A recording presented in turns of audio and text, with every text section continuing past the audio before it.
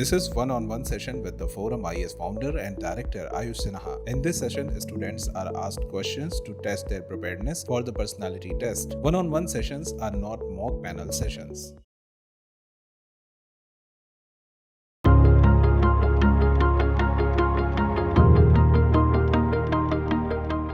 Manoj, as I can see, you worked in Cairn Energy, as you said, right? Yes, sir. What is the current uh, contribution of renewable energy in the India's energy basket? Sir, in the total installed capacity, the non-fossil fuel contribute around 40% of the energy basket, sir. Okay. How about hydropower? Is it environment friendly according to you? Sir, hydropower has several advantages. Firstly, it does not emit any kind of pollution and carbon dioxide. But on the other hand, it has some challenges like huge submergence of land, and land resettlement is a problem, sir. Can we phase out coal in the coming decade or something? Is it possible for India to phase out coal?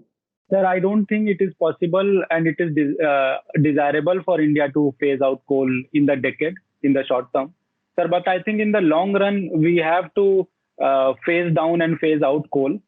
And in the short run, sir, we should go for clean coal technologies. We have coal gasification, coal bed methane, and methanol economy based on coal, and also, sir, carbon sequestration. So, sir, with the help of financial and technology transfer from the Western countries, we can go for clean coal technologies, sir. You said that it is not possible, not desirable. Why did you say it is not desirable? Sir, because of the developmental imperatives of the country, we have per capita energy availability of 1/3 of the global average. And we know, sir, that without having proper energy availability to the people, we cannot achieve the sustainable development goals. And sir, coal is one of the resources which we have in abundance, and we can ramp up in the long term, in the short term, and we do not need, it do not faces the problem of intermittency, which the other sources faces, sir. If we are having so much good resources of reserves of coal, why we are still importing coal? Sir, it is because of the fact that we are not able to produce and dig out enough coal from the coal mines, sir. Coal mining is largely a monopoly of the Coal India Limited, sir. And we have not invested that much in the technology of coal mining. And sir, second reason is that a lot of the coal in India has high ash content, is not suitable for certain requirements like steel, coking coal, which is used in steel. So for that also we import coal from Australia and Indonesia, sir. What was your primary role in the Boston Consultancy Group? Sir, in BCG, I was in the consulting team. So as a team, we used to have projects where we used to advise clients on certain problems that they are facing and solving that problem, sir. So why were you so unhappy that you left BCG and decided to prepare for civil services? Sir, I was not unhappy with BCG. In fact, it was a good learning experience. Sir, but while working in BCG, I realized that in the long run, civil services will be an enhancement in my work profile. Sir, it will give opportunity to work at the field and implement projects. Secondly, sir, I can create some level of social impact. And sir, in the long term, I can become part of the policy making of the country, which I think will be satisfying and wholesome career for me, sir. So a person from IIM Calcutta, or what is he doing in DANIPS? Sir, DANIPS, I like the work profile of DANIPS, which has a lot of human people interface, and also it is a very important work for the country because law and order is a major issue, and I think policing also needs a lot of good people, sir. Do we have any massive open online courses provided by Indian universities?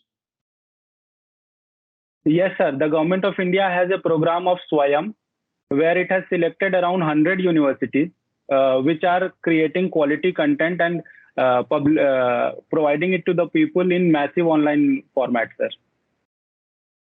Manoj, can you just tell me 3 or 4 things about Singrauli? Sir, Singrauli has been called as the energy capital of India because of its coal mining and thermal power plants, sir. It has recently attracted a lot of industries like Reliance, SR, JP, etc. Sir, apart from thermal, we have nearby the Rihand Dam, which is also a major hydro project, sir. Sir, Singrauli is majorly a agricultural dependent economy, and people around 70 to 75% people are still dependent on agriculture, sir. And it is an aspirational district, sir, in Madhya Pradesh, sir. What are the 3 or 4 challenges before Madhya Pradesh as a state today? Sir, as a state, MP is endowed with a lot of minerals and tourism resources. But, sir, we have seen that the level of industrialization is not that great. So, first challenge is to promote industrialization, maybe through cluster-based development or through some other liberal reform measures.